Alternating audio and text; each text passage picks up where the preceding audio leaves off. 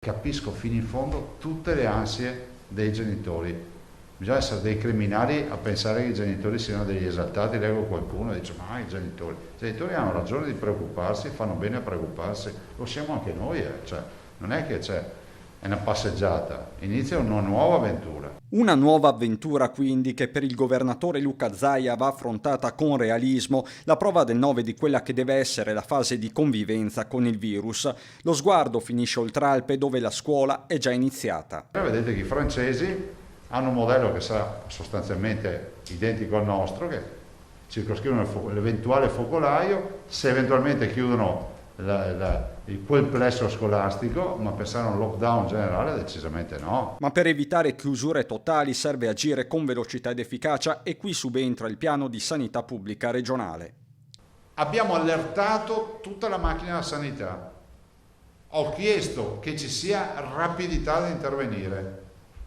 Nel senso che nel momento in cui c'è da fare un test bisogna intervenire velocemente. Un aiuto potrebbe arrivare dai test salivari in corso di validazione, utili anche per l'autodiagnosi. Nell'attesa però l'appello è quello alla collaborazione. Abbiamo bisogno della collaborazione e della comprensione di tutti, perché siamo in casa d'altri, brutto da dire, ma non è che abbiamo tutte le leve di comando quando entriamo in una scuola, no? Il rapporto gerarchico con i lavoratori non ce l'abbiamo. Col corpo docente non ce l'abbiamo, con tutto quello che è l'infrastruttura non ce l'abbiamo. Abbiamo però la sanità pubblica che ci permette di muoverci all'interno. Questione di competenze che inevitabilmente apre il fronte dell'autonomia anche alla vigilia delle celebrazioni di inizio anno scolastico a Vo con il Capo dello Stato. Il Capo dello Stato parla comunemente del progetto di autonomia.